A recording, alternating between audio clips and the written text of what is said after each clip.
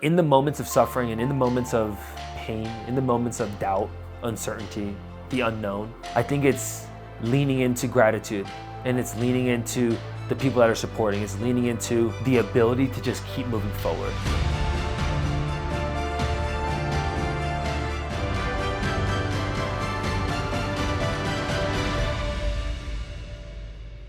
This is a new episode of the Choi Show. We're recording here in Denver, Colorado, and we are 4 days away from Leadville 100, which I'm really, really pumped about. And this is kind of a different setup because we're not at a proper studio, but we're making do with what we have. And that is a beautiful thing. When you're traveling on the road, you don't always get your same circumstances. Like, I don't have the studio to record in, and we don't have all the gadgets and the mics and all the stuff, but we're making it happen. And a lot of today's episode, I want to just cover my mentality going into Leadville, kind of some goals, some expectations, and I guess like a little update on how training's been and where I am at up until this point. So that'll be the most of the stuff about this episode. And then a random thing is super random. I recently got Invisalign. It was super random. And now I'm having to like adjust and talk to the camera with having Invisalign in. And honestly, it's actually not too invasive. I actually feel like it's pretty regular, but the only negative is that when I go out and I'm snacking and I'm eating foods, I can't just like eat whatever I want. Like, I have to like brush my teeth and stay on top of oral hygiene as much as I can, which is probably a good thing for my future teeth. So that's a win. Random thing there, Invisalign. I'm gonna look at some notes here. We're gonna discuss what we're doing. All right. These are a lot of questions I've been getting on Instagram and just through other social media. Obviously, with Leadville coming up right around the corner, one of the main ones was, how do I feel going into Leadville 100? And obviously this is a common question. I think a lot of times when you're going through a training block and you've put in a lot of hours and dedication and time into training, it is, I don't know, it's one of those things where you get like some nervous energy going into a race, knowing that like you've dedicated a lot of time into this. Like, people are supporting me not only from like my internal team, but like, you know, everyone that's on my team from like the physio standpoint, whether it's PTs, massage therapists, trainers, anyone that has helped even an ounce along this process, like they're also bought into this mission as well. So on Saturday morning, I'll be running 100 miles in Leadville, but there will be a lot of people supporting me along the way. And obviously people that I personally know, in addition to people that support me online. And I think that's a major component. Like, people sometimes forget, especially creators, it's like the people that are supporting even from afar, even people that you don't know, those people are just as important as the internal people that are helping me create content. The people that are, you know, helping at aid stations, the crew, the pacers, the support.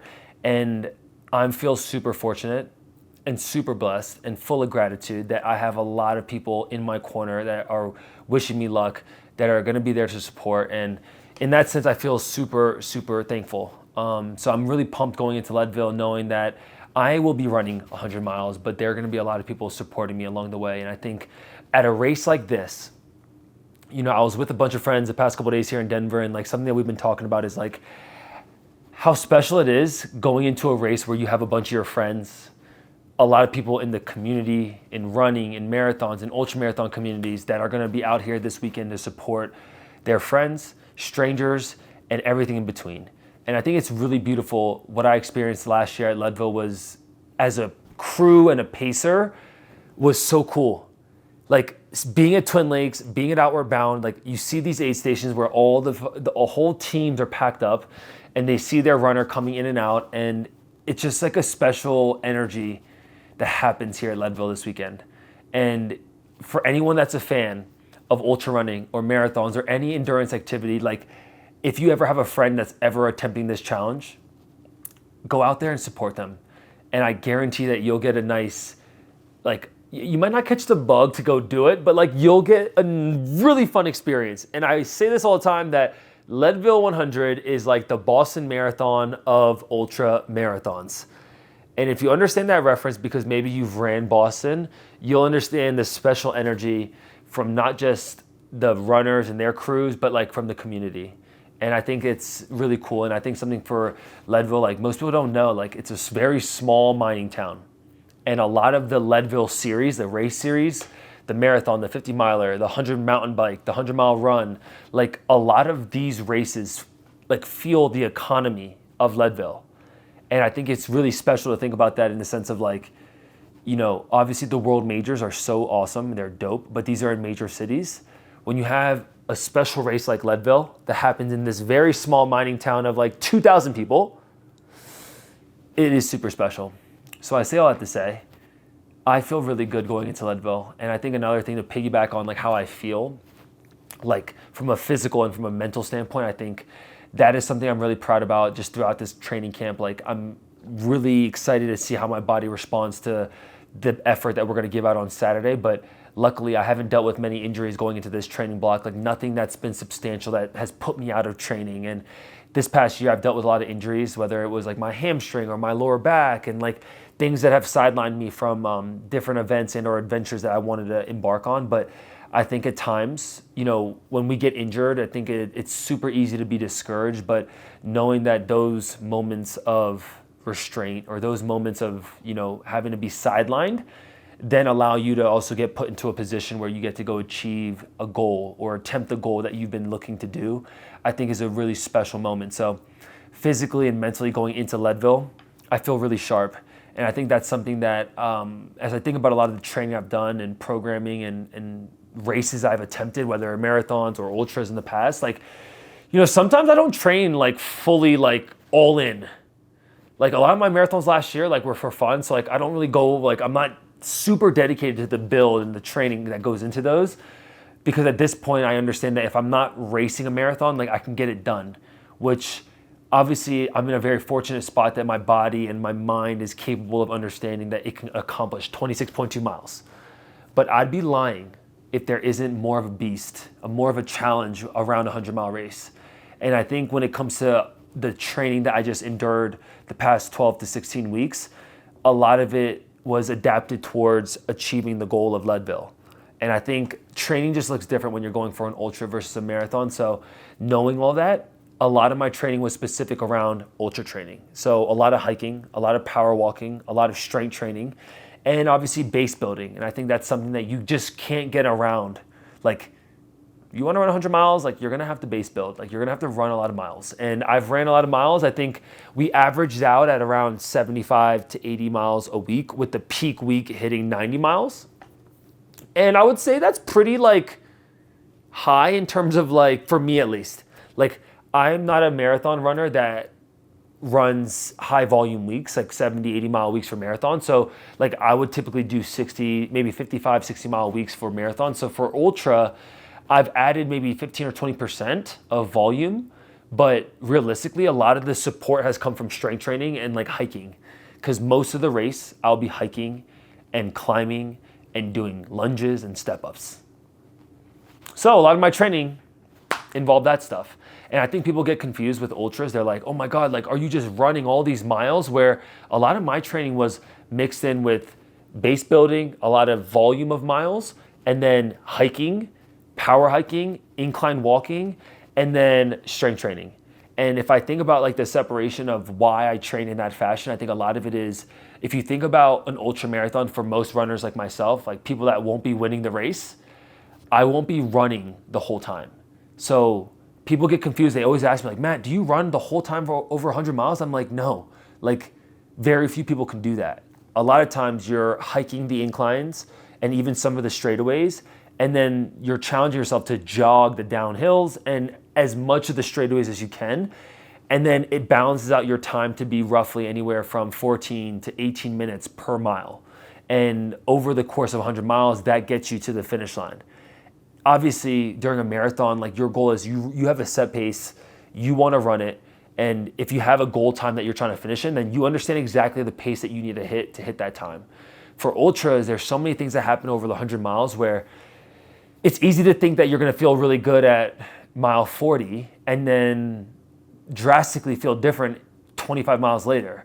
So it's hard to really like lock in on the exact time that you want to finish. Everyone will have a goal. So will I, which I'll announce at the end of this video. But there's a lot of variables that can change over the course of 100 miles. So you can go in with a goal and then you get hit in the mouth.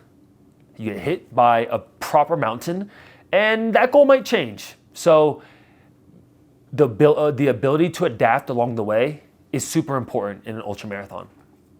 All right, next up. Training's been good. I kind of loaded that into that same spiel right there. Same with the injuries. Shoes. This has been a common one. I made a video of this on my Instagram yesterday. What shoes will I be wearing for Leadville 100? And I'll be running in the Nike Ultrafly. This is a carbon fiber trail running shoe. A lot of trail running shoes over the years, especially as trail running has gotten more popular, they've incorporated a carbon plate. Now, granted, not all of the shoes, but most of the brands have one of their shoes that has a carbon fiber plate, and a lot of them will be used for a race like Leadville or a big feat or a big event.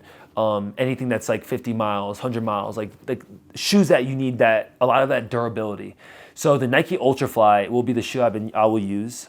This is one of Nike's, I think, only carbon plated ones that is a trail running shoe.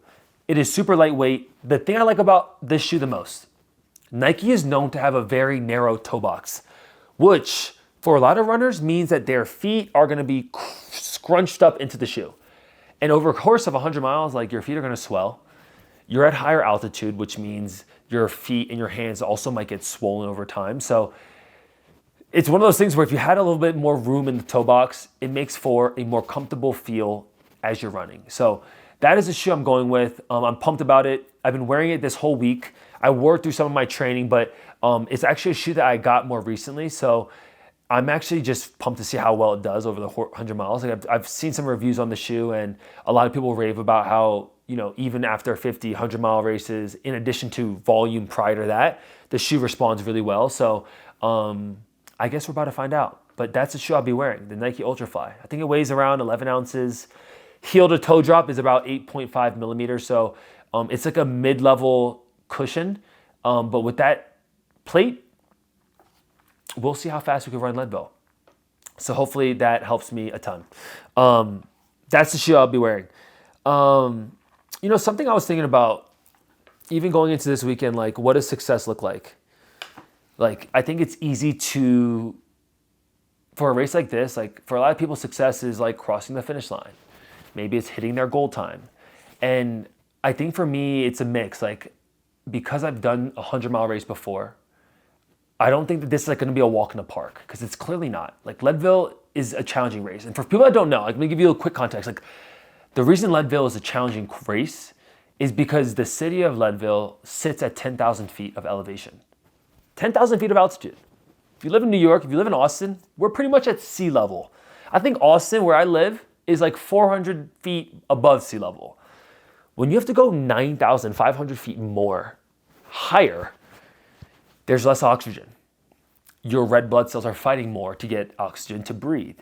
And instantly, because there's less oxygen, your body now is operating at a higher heart rate. So when you're moving now and you're doing any form of physical activity, your body is working harder to achieve the same task that could be done at sea level.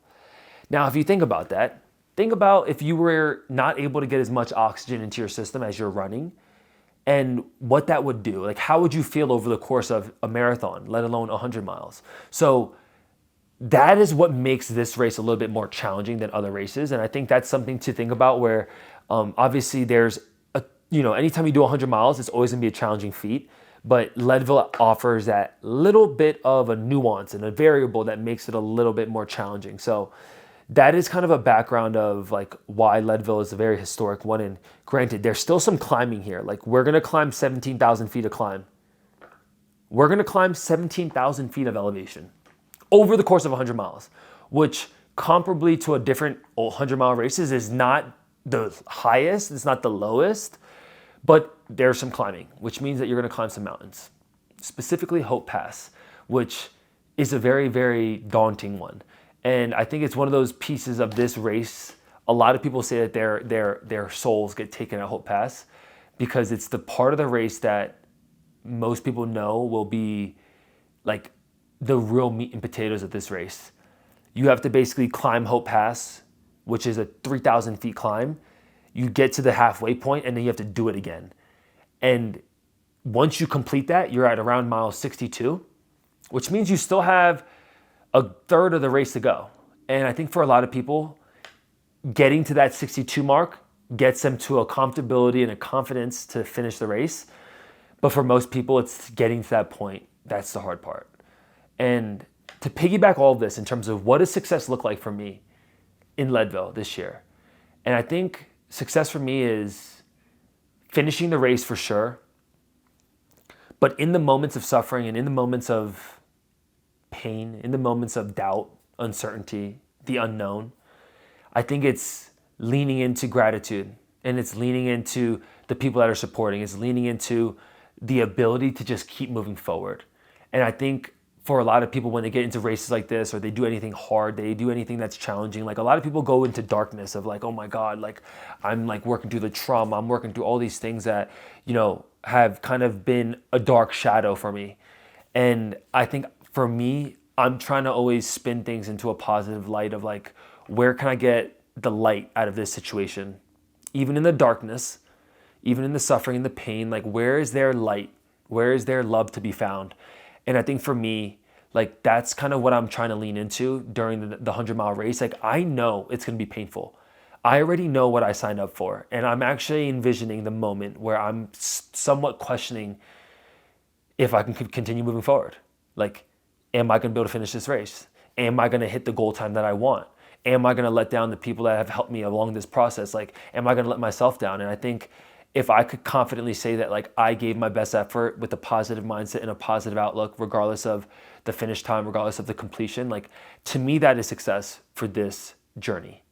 And I think success is different for everyone, right? Like if you ask someone in general, what does success mean to them? Or what, like, not even from the race standpoint, but just in life, like you can get 100 different answers from 100 different people. And I think the same could be said around Leadville and what that success looks like for all the 800 to 1,000 runners that are going to toe that line.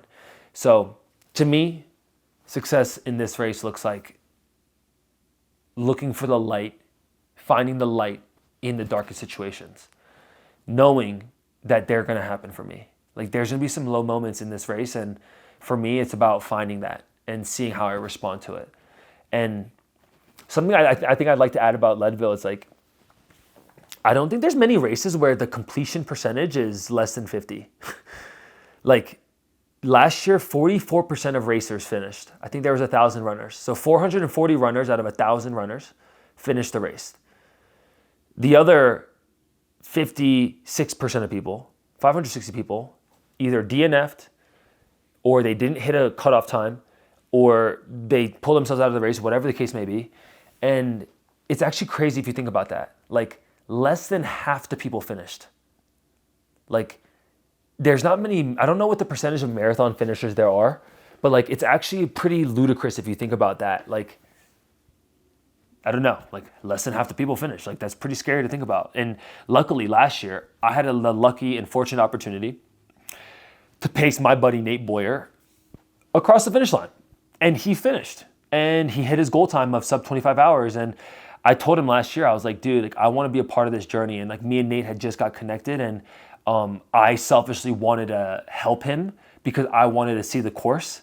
And I got to do the last 38 miles with him at the pace that he needed to hit to then hit sub 25 hours. And it was a really rewarding opportunity for me just to see the course and to be a part of the journey with Nate, but to also be a part of someone's journey of hitting their goal. Like it was such a beautiful thing. And now there's a little role reversal because now Nate is pacing me, which is going to be really fun. And he's going to pace me for about a marathon, 26 miles. So starting at Twin Lakes, 62 to about mile 88, which will be May Queen. And I'm sure we'll have a really fun time. Obviously getting a little bit of a role reversal of, you know, him kind of seeing me in a moment of suffering, which, or maybe in a moment of light. Who knows? But I guess before I go through my breakdown of my goal time, I want to just kind of talk about maybe some of the people that are going to help me along the way and how I'm thinking about content and how I'm thinking about obviously delivering content for YouTube in addition to just like storytelling this in general. And I think there's been so many people that have done a great job of creating documentaries around Leadville. One of my favorite docs has to be Why 100 Miles by Billy Yang. And then there's Nick Bare's More Than the Miles, which is obviously like one of the dopest Leadville videos out there. Big shout out to their team. And there's so many other, great films that have been done. Like On did a great one with Adrian McDonald, who's been a 2-year champ for Leadville. And I know he's going out for a crazy time this year. So Adrian, best of luck out there, brother. I know you're going to crush it. But for me, we have my buddy Connor Bates, who's going to be head of media. And then my brother, who's going to be our B-cam and iPhone footage, Anthony Choi.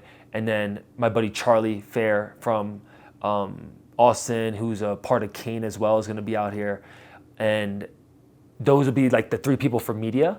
And then we have our crew team, which our crew chief is going to be Mitch Royer, also based in Austin, who helped crew Nate last year. Pacers are going to be Nate Boyer, first one, who ran it last year. Now will pace me for this one. My buddy Tyler Schwartz, who has a major run club in New York and a bunch of cities, Endorphins. He'll be running the last half marathon roughly. And then we're just going to have extra support. My friends Sean and Emma are going to be there. My buddy Griffin's going to be here as well. And a lot of the support and crew, like everyone's job is to just one, keep each other sane. I think it's really easy to get a little cuckoo out there. Like I always tell people, even part of the crew, you're up all night.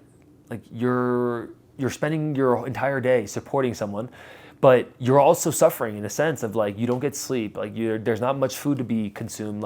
You have to kind of snack and figure out what you're going to do in the off times. And obviously it could be exhausting as well. And equally as me running 100 miles, people will be spending their entire day supporting someone run 100 miles. So I can't just thank you guys enough. I seriously, I said this earlier in this episode, but it's so easy to look at the runner and be like, oh my God, you're you're like a Superman, Superwoman. How do you accomplish these things? And I cannot tell you guys enough, the people that are a part of these journeys, it's truly just as much as their effort as it is the runner.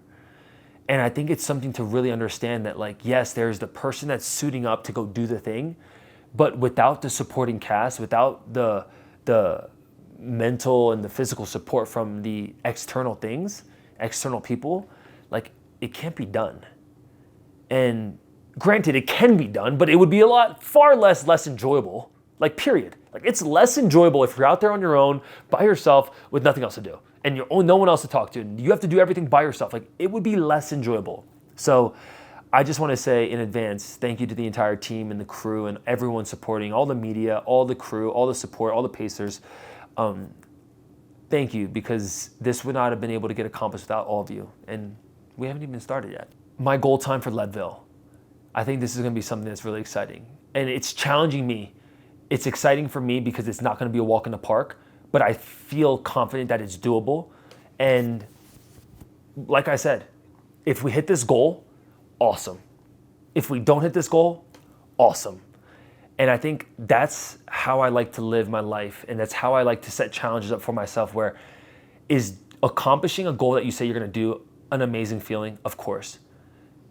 But I don't get my validation off achieving those things.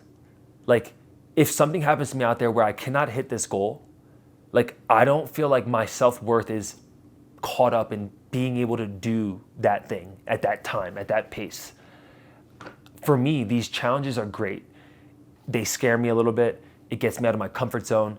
It makes me feel like I'm living.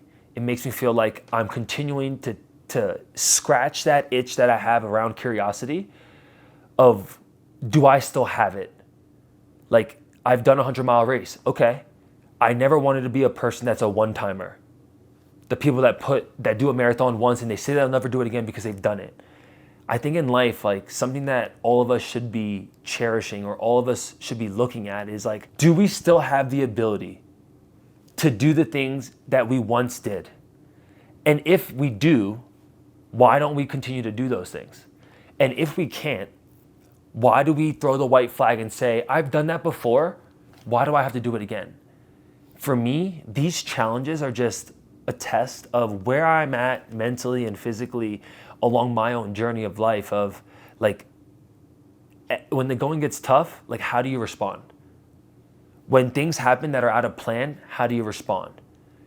And I think I like to do these things annually, or things throughout the year, challenges throughout the year, because they set me up for everyday life, where when a challenge gets thrown my way, or if I fail at something, or if I lose out on a business opportunity, or if I lose out on a friendship or a relationship, like I know that these stressors and these fears and these quote unquote problems that happen in everyday life, I'm equipped to understand how to respond to it.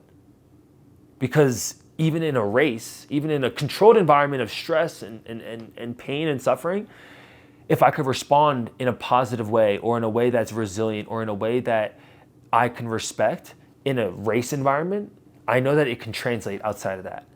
And I think that's, for me, like a really important thing. And it's why I continue to pursue these endurance feats, because truly I believe that as you start to tackle on more, like it can start to get easier, but also it gets easy to get comfortable. Once you accomplish a marathon, a lot of people don't feel like they need to do it again. No different than a 50-mile race or a 100-mile race. But I think a lot of running is a reflection of yourself and where you're at, and your ability to problem solve, your ability to adapt, your ability to stay disciplined and consistent, and to work hard, and to be resilient. And I think these are all traits that all of us as humans want to develop. Like, who doesn't want to be disciplined? Who doesn't want to be accountable or hardworking or resilient? Like, all of us want those things, but to attain them, to get them, you have to practice. You have to put those things into practice. And when I do races like this, it forces me to put that into practice, because I'm somewhat scared of like this challenge.